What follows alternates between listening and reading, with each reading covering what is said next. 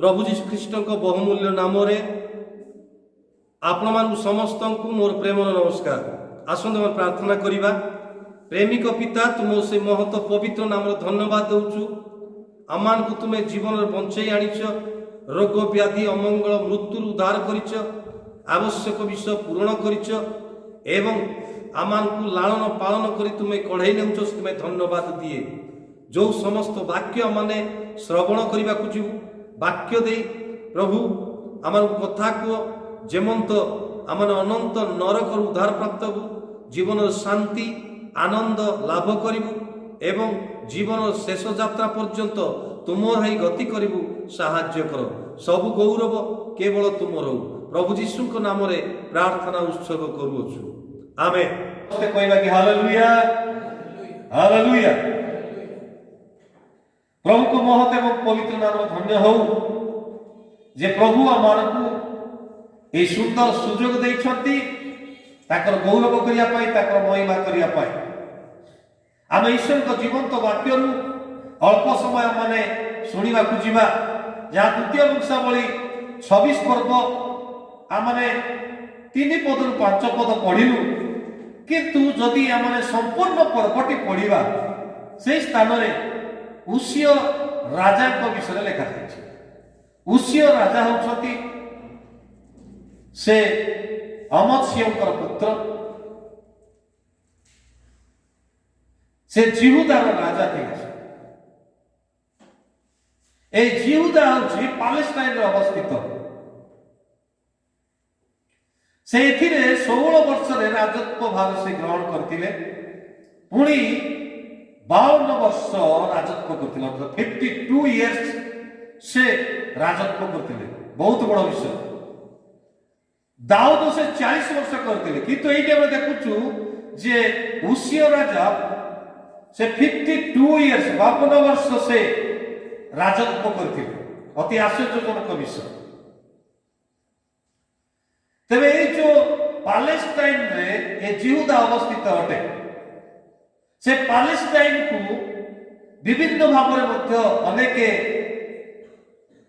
नामकरण कही ताकू क्लियान बोली कहुए, ताकू दुग्ध मधु प्रवाही देश बोली कहुए, ताकू पवित्र देश बोली बाइबल में कहुए, पुणी ताकू इस्राएल देश बोली कहुए। 5टी प्रकार से देश को नामकरण करी एक प्रकार नाम से देश परिचित है। से स्थान जो जिहुदा राजा उसिय से समय राजत्व करथिले। से समय राजा जो देवतार सेवा करथिले से माने से देवतार सेवा करी से राज्यर लोक मान चलते। तेरे अमत्स्यकर पुत्र उसिय से राज्य भार परिचालना कर, किंतु आम देखू अमत्स्य उसियंकर पिता से जड़े उत्तम व्यक्ति थिले, जहाँ द्वारा से जहाँ शिक्षा करते से अनुसार से जड़े उत्तम व्यक्ति भाव परिचित हेले। आ परमेश्वर दृष्टि में जहाँ भल से समस्त विषय से कर पिता जहाँ से शिक्षा करते। अनेक समय आमने मनुष्य को संतुष्ट कलापरी, मनुष्य को खुशी कलापरी कार्य आमने कर, किंतु से परमेश्वर को संतुष्ट कलापरी, परमेश्वर को जोड़ा खुशी करा जाए, जहाँ की दृष्टि यथार्थ से समस्त विषय से कर विषय मैं देखु। तेज ईश्वर को दृष्टि जहाँ उत्तम जहाँ भल ताहा से कौन करछंती उसिय राजा मध्य पसंद कर नहीं एवं तांको पिता अमत्स्य ठार से शिक्षा लाभ कर। तेज परमेश्वर कोड़ी खुशी हुंती तुष्टिकर अटंती। जदि आपण माने गीत संहिता 147 गीत 10-11 पद देखिए लिखा होची, जो माने कि ईश्वर ठारे भरोसा करती आ से मान ठारे परमेश्वर तुष्टिकर अटंती। तबे ये जो उसिय राजा को विषय में देखा पार्छ, उसिय राजा ताको पाखरे कोण कोण विषय थिला आमाने संपूर्ण ये 26 पर्व आम देखिए आमर आज मूल प्रसंग होची उसिय राजा जीवन उसिय राजा जीवन ए जड़े राजा थिले तथापि से राजा जीवन में केमती कर्म कि प्रकार भाव से करि चली आमने ताहा माने वर्तमान लक्ष्य करिया एवं शेष से कौन कहते जहाँ द्वारा कि से विताड़ित होती ईश्वर ठार दूर को चली जाते माने अनुध्यान करी माने शिक्षा लाभ करने को उसिय राजा जड़े यथार्थ कर्मकारी थे प्रथम पॉइंट द्वितीय विषय हूँ परमेश्वर जड़े अन्वेषणकारी थे द्वितीय विषय तृतीय विषय हूँ जड़े सुनाम अर्जनकारी व्यक्ति थे वो तीनोटी विषय मुझे निकट रखे किंतु ये तीनोटी विषय एते सब करके से तल को खसी जाइछंती प्रकाश करें से जड़े यथार्थ कर्मकारी थे वास्तव में ताकर कथा यथार्थ ताकर कर्म मध्य यथार्थ ताकर विचार मध्य यथार्थ थिला ताकर आचरण मध्य यथार्थ थिला से जड़े यथार्थ कर्मकारी थिले ताकठार यथार्थता थिला कहीं जड़े जड़े व्यक्ति था समस्ते न था जे जहा सत्य ताहा ठारू एपट सेपट केबे हेबे ना जहा पृथ्वी प्रलय हो जाऊना कहीं किंतु जहा सत्य जहा न्याय्य से समस्त विषय कर तेरे जे उसिय राजा जीवन में से प्रकार विषय थिला हम देखिया पड़ुछ तेरे वर्तमान चिंता करने को जीवु जे यथार्थ कहले कौन से ताहा भी हमारे जानी रखा दरकार बाइबल हमको कौन प्रकाश करुछ द्वितीय गुण 32 गुण जदि आप चारिपद देखिए जे जो कर्म की सिद्ध जो पथ की न्याय जोटा कि विश्वस्त जोटा कि अधर्म रहित एक प्रकार विषय को यथार्थ बोलिकी बाइबल ताको प्रकाश करुछ पुणी प्रथम समय 12 पद जदि आप 23 पद देखिए लिखा अच्छी उत्तम एवं सरल पथ को यथार्थता बोलिकी से स्थान प्रकाश कर पुणी निहिमिया 9 पद जदि 13 पद देखिए यथार्थ शासन सत्य व्यवस्था उत्तम विधि आज्ञा ए समस्त विषय को यथार्थ बोलिकी प्रकाश कर गीत सहित 19 गीत जदि 8 पद देखिए लिखा अच्छी से सदा प्रभुर विधि सब यथार्थ परमेश्वर विधि नियम जगत कौन विषय यथार्थ विषय पारे ना सत्य विषय न्याय विषय पारे ना परमेश्वर विधि यथार्थ तेणु ताहा पालन करने हलचल हो पड़े कारण ठीक भाव में चलवा टे कष्टकर ए मिथ्या मनुष्य हिसाब सदाप्रभुर विधि सब यथार्थ चित्तर आनंददायक सदाप्रभुर आज्ञा निर्मल चतुर दीप्तिदायक यहाँ हूँ यथार्थ प्रकाश कर जहाँकि आम चित्त आनंद दे था आम जो आज्ञा निर्मल आमर चक्षु दीप्ति प्रदान करें परमेश्वर विधि आज्ञा सब यथार्थ अटे 119 गीतर 75 पद जदि आप देखिए सदा प्रभुर शासन जोटा विधि आहे आउची धर्ममय अटे तेरे यथार्थ विषय बोलिकी आम देखा पड़े यथार्थ तेरे यथार्थ विषय कौन अटे आहरी जदि आम देखिए एपीसी 6 पर्व 1 पद रु 3 पद प्रभु को सकाशे पिता माता आज्ञा हे पिला माने कह यथार्थ अटे कौन प्रभु को सकाशे पिता माता आज्ञा एक यथार्थ विषय से प्रकाश करती तेरे अबाध्यता हेबा द्वारा आम ठारे यथार्थता कार्य कर विपथर जीवा द्वारा आम ठारे यथार्थता कार्य कर तेरे ये उसिय राजा से यथार्थ कर्मकारी थिला बोलिकी हम देखु तार तो ओबिडिएंट अच्छे निश्चय ଆଉ ଏଇଟା ଯୋଉ ଯଥାର୍ଥ ଆଜ୍ଞାବହ ହେବା ଦ୍ୱାରା ଏହା ଦ୍ୱାରା କଣ ହେବ? ଦୀର୍ଘ ପରମାୟୁ ହେବ ଏବଂ ମଙ୍ଗଳ ହେବ ବୋଲି ସେ ପ୍ରକାଶ କରନ୍ତି ପାଉଲ। ପୁଣି ବାସ୍ତବରେ ଆଉ ଯଥାର୍ଥ ବିଷୟ କଣ ଅଟେ? ପ୍ରେରିତ 4 ପର୍ବ ଯଦି 19-20 ପଦ ଦେଖିବା, ସେଠି ଲେଖାଯାଏ ଯୀଶୁଙ୍କ କଥାକୁ ମାନିବା ଓ ପାଳନ କରିବା ହେଉଛି ଯଥାର୍ଥ ବିଷୟ ଅଟେ। ଯଦି ଆମେ ଯୀଶୁଙ୍କର କଥାକୁ ମାନୁନାହୁଁ, ଯୀଶୁଙ୍କର କଥା ଅନୁସାରେ ଚାଲୁନାହୁଁ, ମାନୁନାହୁଁ, କାର୍ଯ୍ୟ କରୁନାହୁଁ, ତାହେଲେ ଆମେ ଯଥାର୍ଥ କର୍ମ କରୁନାହୁଁ। ହେଇପାରେ ଆମେ ମନୁଷ୍ୟର ହିସାବରେ ମନୁଷ୍ୟକୁ ସନ୍ତୁଷ୍ଟ କରିବା ପାଇଁ ଅନେକ ବିଷୟ ଆମେ କରିପାରୁ, ମନୁଷ୍ୟ ଖୁସି ହେଇପାରନ୍ତି, କିନ୍ତୁ ଈଶ୍ୱର ଖୁସି ହେବେ ନାହିଁ। ଈଶ୍ୱରଙ୍କ ଦୃଷ୍ଟିରେ ତାହା ଯଥାର୍ଥତା ହେଇନପାରେ। ତେଣୁ ପରମେଶ୍ୱରଙ୍କ ଦୃଷ୍ଟିରେ ଯାହା ଯଥାର୍ଥ, ସେ ଯାହା ଚାହୁଁଛନ୍ତି, ତାଙ୍କର ବାକ୍ୟ ଯାହା କହୁଛି, ସେ ଯାହା ମାନଙ୍କୁ କହୁଛନ୍ତି, ତାହା ମାନିବା କରିବା ହେଉଛି ଯଥାର୍ଥ ଅଟେ। ଯିଶାୟା 30 ପର୍ବ ଯଦି ଆପଣ 10 ପଦ ଦେଖିବେ, ଲେଖା ଅଛି ଅନେକ ଲୋକମାନେ ଯଥାର୍ଥ ବିଷୟ ଆଜିକାଲି ଆଉ ଚାହାନ୍ତି ନାହିଁ। ସେଇଠି ଲେଖା ଅଛି ଦର୍ଶକକୁ ସେମାନେ କହନ୍ତି ତୁମେ ଦର୍ଶନ କର ନାହିଁ। ଭବିଷ୍ୟତ ବକ୍ତା ମାନଙ୍କୁ କହୁଛନ୍ତି ତୁମେ ଯଥାର୍ଥ ବାକ୍ୟ ପ୍ରଚାର କର ନାହିଁ, ଠିକ ବାକ୍ୟ ପ୍ରଚାର କର ନାହିଁ। ଆମକୁ ସେଇଟା ଶୁଣିଲେ କଣ୍ଟା କଣ୍ଟା ଲାଗୁଛି। ଯଥାର୍ଥ ବାକ୍ୟ କାହାକୁ ଦରକାର ନାହିଁ। ତାହେଲେ କେମିତିକାର ବାକ୍ୟ ଦରକାର, କେମିତିକାର କଥା ଦରକାର?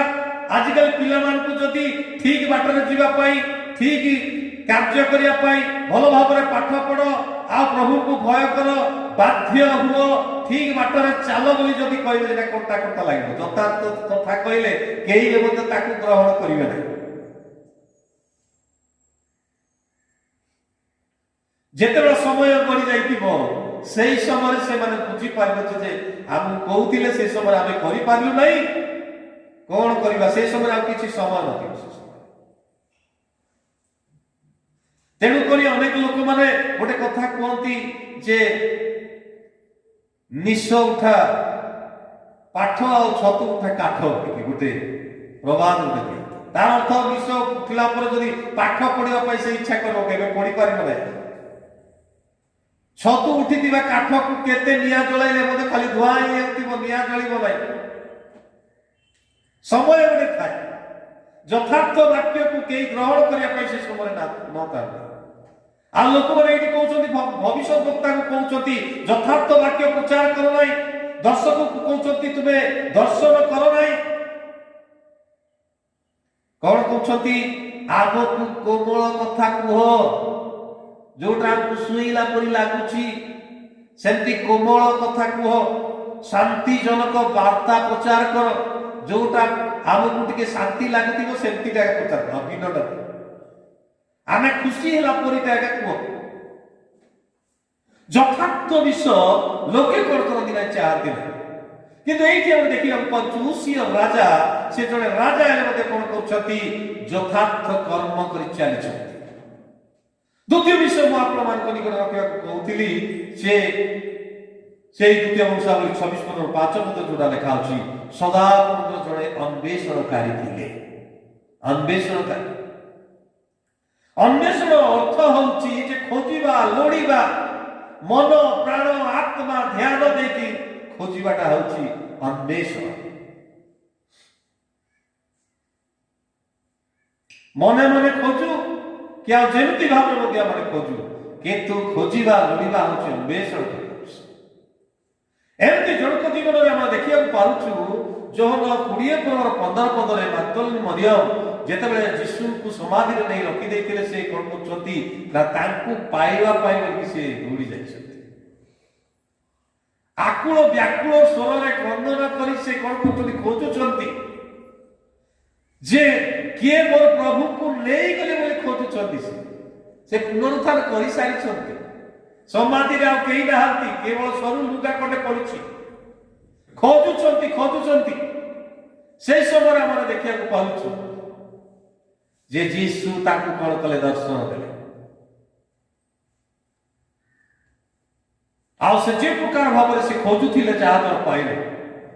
ବାଇବଲ ଆମକୁ ପ୍ରକାଶ କରେ ହିତୋପଦେଶ 2:4-5 ପଦରେ ଯେ ରୂପା ନ୍ୟାୟ ତାକୁ ଖୋଜ, ପୋତାଧନ କରି ତାଙ୍କର ଅନ୍ୱେଷଣ।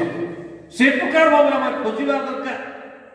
जिरमी 38:13 लेखा अच्छी सर्वांत करण सह जदि आम खोजू लोड़ू अन्वेषण करूँ ताले निश्चय आम पाइबू।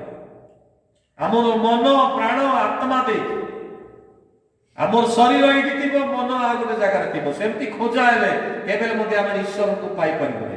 आमर मन प्राण आत्मा देकी आम खोजा दरकार। मन थी जगत आड़े बुलिकी बुलुथिबो आमे जीशु को पाई खोजुछु बोली गिरजा जाउतिबा वाक्य अध्ययन करतिबा प्रार्थना करतिबा सब करतिबा किंतु आमर मन प्रभु को ठारे स्थिर होई रहबो तेज आमे केबे मते ताकू पाई पारे। माथ्यू 7:7 सेति पाई लिखा अछि जे खोजे से पाए जे द्वार रे मारिबो ता निमते द्वार खोला जे कोनोसी परिस्थिति रे मध्य आमे जदि ताकू खोजिबु लोड़िबु अन्वेषण करिबु निश्चय पाइबु। आमे रोग रे पड़ी थाउ विपद रे पड़ी थाउ दुख रे पड़ी थाउ कि अभाव रे पड़ी थाउ कि समस्या रे पड़ी थाउ निराश अवस्था रे पड़ी थाउ कि विफलता मध्य दे हमरे गति करि थाउ कि एकाकी अवस्था रे हमरे जीवन यापन करि थाउ कि लोक माने हमर को घृणा करथांतु घृणित अवस्था रे हमरे थाउ कि लोक माने हमर को तुच्छीकृत करथांतु तुच्छीकृत अवस्था रे हमरे थाउ जे कोनसी अवस्था रे थिबा समय मध्य जदि हमने ईश्वर को अन्वेषण करिबु से सांगे सांगे से हमर को संग रे छंती से हमर को सुरक्षा देबे कोणाई देबे। परमेश्वर वाक्य हमर को या प्रकाश करे तबे उष्टियर जा परमेश्वर को जड़े अन्वेषणकारी दिले हम देखे। द्वितीय वंशावली 7:14 जेतले हम देखिया पाछु लेखा अछि से स्थान रे जेबे आंभ लोक माने आंभ निकट रे प्रार्थना करिवे आंभ मुख अन्वेषण करिवे से माने कुपथरु फेरिवे तेबे आमे स्वर्गरु थाई सेमानकर प्रार्थना कोन करिबा सुनिबा सेमानकर पाप क्षमा करिबा एवं सेमानकर देश को मध्य सुस्थ करिबा। ते परमेश्वरकर मुख अन्वेषण करिबा दरकार खोजिबा दरकार खोजिले जे माने पाइबो केवल खोजिबु ताहा नुहे एले लेखा अछि प्रार्थना करिबु केमति खोजिबा को पड़िबो प्रार्थना करि खोजिबा ताको अन्वेषण करिबा एवं कुपथरु फेरिबा विशेष करी हमरे जदि कु कार्य करी कु बाटरे जाउतिबा ताको खोजुतिबा तेबे तो आमे दूर कोथिबा माने जिसाय 68 रो 1-2 पद अनुसार पाप हमर को दूर को नै जाउतिबो तेबे आमे खोजले मते केबे पाई पाइ तेणु कुपथरु फेरिकी ताको आमे खोजिबा परमेश्वर हमर को ए समस्त कथा कहछ। अनेक समय हमने ईश्वर को न खोजी जगतर विषय को हमारे खोजी था जगतर सुख स्वाच्छंद्य मजा मजलिस जोटा कि हमर के खुशी दे पारिबो जगत रे ए सब विषय माने प्राय हमरे खोजी था। पुणी प्रभु यीशु ख्रीष्ट को हमरे प्रथम स्थान न देकी जगत को मुख्य स्थान माने देइता जा आउ माथ्यू 6:33 पद अनुसार जदि हमने प्रभु को प्रथम स्थान देबा तेबे समस्त विषय प्रभु हमर को कोन करिवे निश्चय प्रदान करिवे। आम जीवन रे हमने जेतले कि रोग अभाव समस्या दुख सब मध्य दे हमने गति करिथा से समय के जानी हमने अनेक समय यीशु को हमने खोजी था नतुवा माने ताको आ खोजी लोड़ी न था जहां पर हमारे पछे समस्या अभाव विभिन्न विषय गुड़ाई हमार को चली थाए किंतु जो मन की सदाप्रभु अन्वेषण करती से माने सब बळे आनंदित हेबे केबे मते लज्जित हेबे नहीं प्रभु से मान को कोन करिवे आनंद देबे खुशी देबे सुस्थता देबे मंगल देबे।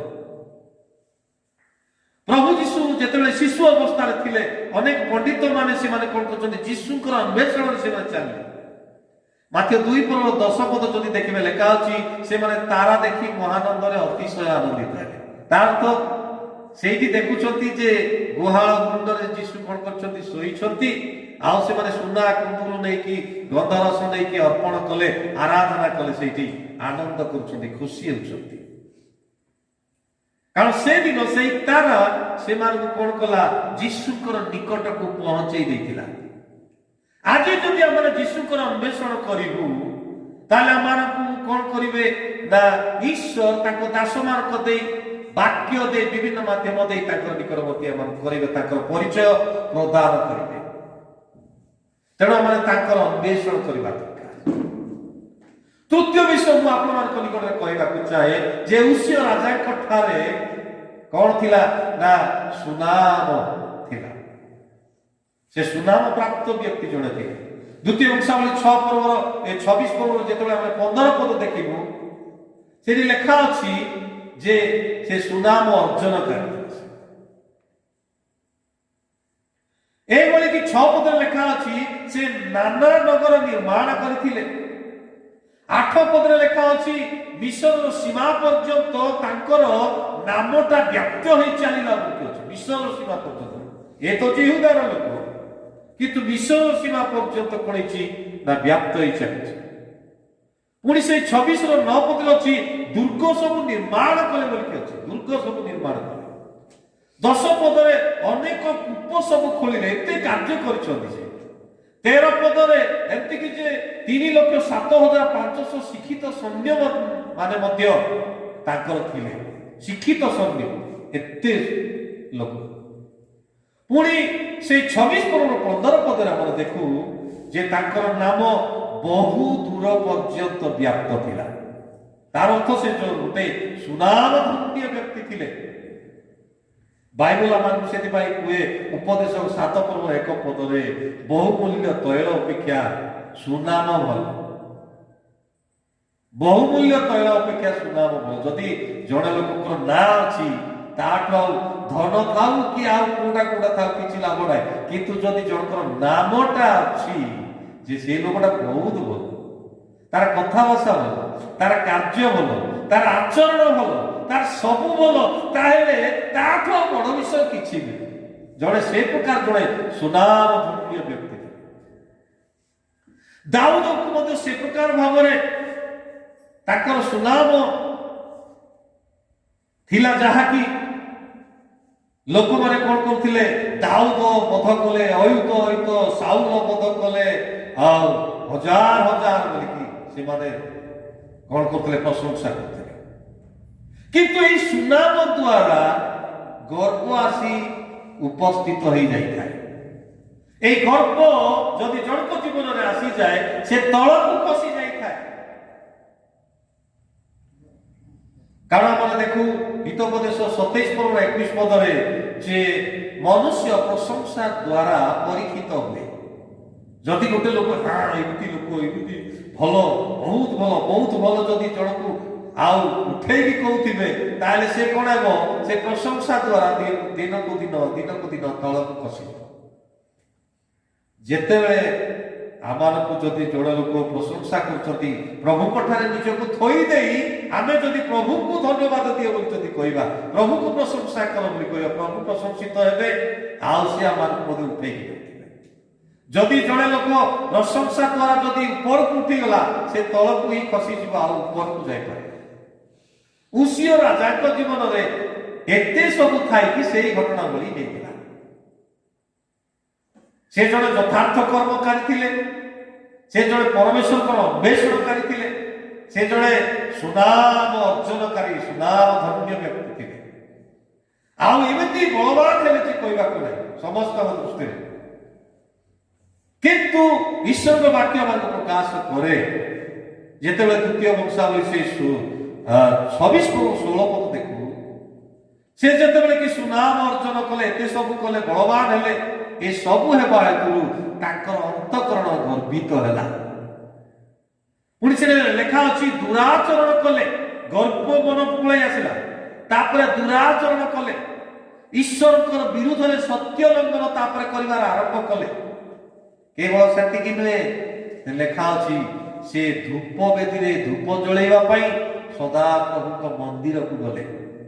ଧୂପ ଜଳେଇବା ତାଙ୍କର କାମ ନୁହେଁ, ସେ ରାଜା ହେଇପାରନ୍ତି, କିନ୍ତୁ ତାଙ୍କ ମନରେ ଗୋଟେ ଗର୍ବ ମନୋଭାବ ଆସି ପ୍ରବେଶ ହେଲା। ସେଇଟା ହଉଛି ଯାଜକ ମାନଙ୍କର କାର୍ଯ୍ୟ। ସେ ନିଜେ ଯାଇ କଣ କଲେ? ଧୂପ ଜଳେଇବାକୁ ଗଲେ। ସେତେବେଳେ ଯାଜକ ମାନେ କହୁଛନ୍ତି ଆପଣଙ୍କର ସେଇଟା ଅଧିକାର ନାହିଁ, ଆପଣ ସେଠିକି ଯାଆନ୍ତୁ ନା, ସେଇଟା କରନ୍ତୁ ନାହିଁ।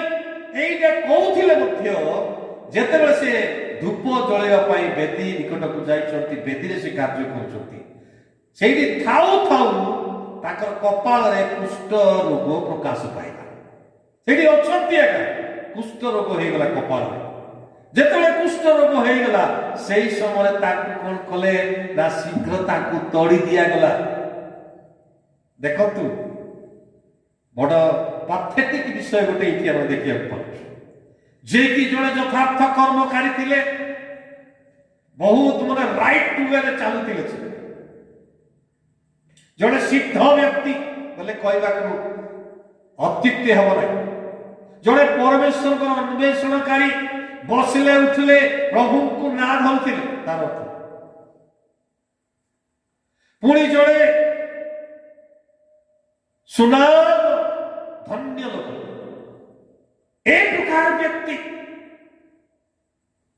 ଆଉ ସେ ଯେତେବେଳେ ଶେଷରେ କହୁଛନ୍ତି ତାର ମନ ଗର୍ବିତ ହେଉଛି, ସେ ଦୁରାଚରଣ କଲେ, ଈଶ୍ୱରଙ୍କର ବିରୁଦ୍ଧରେ ସତ୍ୟ ଲଙ୍ଘନ କରୁଛନ୍ତି, ଯାହା ତାର କରିବା କଥା ନାହିଁ, ଯାଜକ ମାନେ କରିବା କଥା ସେ ନିଜେ ଯାଇ କରୁଛନ୍ତି।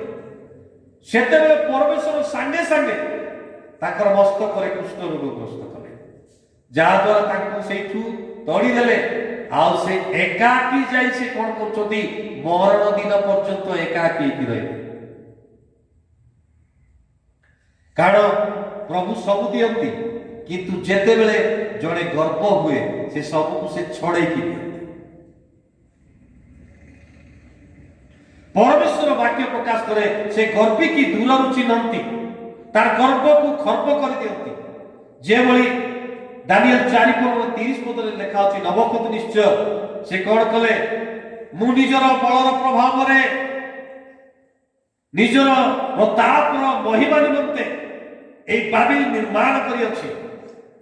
ଏ କି ସେଇ ମହତି ବାବିଲୋନ ନୁହେଁ? ସେ କଣ କରୁଛନ୍ତି? ଗର୍ବ କରୁଛନ୍ତି। ସେ ଜଣେ ରାଜା, କିନ୍ତୁ ପରମେଶ୍ୱର କଣ କଲେ? ତାକୁ ତଳେ ବସେଇ ଦେଲେ। ପୁଣି ସେ କଣ କରୁଛନ୍ତି ନା କାକରରେ 7 ବର୍ଷ ତିନ୍ତୁଛନ୍ତି, ଘାସ ଖାଉଛନ୍ତି ଗୋରୁମାନଙ୍କ ପରି, ଦିନ ରାତି ପଶୁ ପରି ବୁଲିଲେ। ଶେଷରେ ପରମେଶ୍ୱରଙ୍କୁ ବାସ୍ତବରେ ଜାଣିଲେ, ଆଉ ପରମେଶ୍ୱର ତାଙ୍କୁ କଣ କରୁଛନ୍ତି? ପୁନଃସ୍ଥାପନ କରୁଛନ୍ତି। ତେଣୁ ଗର୍ବ ଜଣକୁ କଣ କରେ? ତଳକୁ ଖସେଇ ନେଇ ଯାଇଥାଏ। ତାହା ଆମକୁ ଆଜିର ଶିକ୍ଷାରେ ମାନେ ପ୍ରାପ୍ତ ହେଇପାରୁଛି। ପ୍ରଭୁ ଆମକୁ ଅନୁଗ୍ରହ କରନ୍ତୁ। ଏ ଉସିୟ ରାଜାଙ୍କ ଜୀବନ ଦ୍ୱାରା ଯାହା ଶିକ୍ଷା ପ୍ରାପ୍ତ ହେଇଛି, ଜୀବନର ଶେଷ ସନ୍ଧ୍ୟା ପର୍ଯ୍ୟନ୍ତ ତାକୁ ଆମେ ଯେମିତି ବଞ୍ଚେଇକି ରଖିବୁ, ଆମର ଜୀବନରେ, ଆମର ପରିବାରର ଜୀବନରେ, ଆମର ମଣ୍ଡଳର ଜୀବନରେ ଆମେ ଆଶୀର୍ବାଦ ଲାଭ କରିବାକୁ ପାରିବୁ। ପ୍ରଭୁ ସେ ପ୍ରକାର ଭାବରେ ପ୍ରତ୍ୟେକଙ୍କୁ ଆଶୀର୍ବାଦ କରନ୍ତୁ। ଆମେନ୍। ପ୍ରଭୁ ଆମକୁ ପ୍ରତ୍ୟେକଙ୍କୁ ଅନୁଗ୍ରହ ଦିଅନ୍ତୁ। ଆସନ୍ତୁ ଆମେ এই সময়ে ପ୍ରାର୍ଥନା କରିବା। ପିତା, ତୁମ ନାମର ଧନ୍ୟବାଦ ଦେଉଛୁ। ଆମମାନଙ୍କୁ ଉସିୟ ରାଜାଙ୍କ ମଧ୍ୟ ଦେଇ, ତାର ଜୀବନ ମଧ୍ୟ ଦେଇ ତୁମେ ଆମମାନଙ୍କୁ କଥା କହିଛ। ଆମେ ଯେମନ୍ତ ପ୍ରଭୁ ସେ ବାକ୍ୟ ଯାହା ଶ୍ରବଣ କରିଅଛୁ, ସେଥିଦ୍ୱାରା ମାନେ ସତର୍କତା ଅବଲମ୍ବନ କରିବାକୁ ପାରିବୁ ଏବଂ ଜୀବନର ଶେଷ ସନ୍ଧ୍ୟା ପର୍ଯ୍ୟନ୍ତ ତୁମଠାରେ ଲାଗି ରହିବାକୁ ପାରିବୁ, ଯଥାର୍ଥ କର୍ମ କରିବୁ, ତୁମର ଅନ୍ୱେଷଣ କରିବୁ ଏବଂ ଆମମାନେ ଗର୍ବିତ ନହୋଇ ନମ୍ର ଜୀବନ ଯାପନ କରିବାକୁ ପାରିବୁ। ସାହାଯ୍ୟ ପ୍ରଦାନ କର। ସବୁ ମହିମା କେବଳ ତୁମର ହଉ। ପ୍ରଭୁ ଯୀଶୁଙ୍କ ନାମରେ ପ୍ରାର୍ଥନା ଉତ୍ସର୍ଗ କରୁଛୁ। ଆମେନ୍। ପିତା ଈଶ୍ୱରଙ୍କ ପ୍ରେମ, ପୁତ୍ର ଯୀଶୁଙ୍କ ଦୟା, ପବିତ୍ର ଆତ୍ମାଙ୍କର ସହଭାଗିତା ଆମ ପ୍ରତ୍ୟେକଙ୍କର ସଙ୍ଗେ ସଙ୍ଗେ ହନ୍ତୁ। ଆମେନ୍।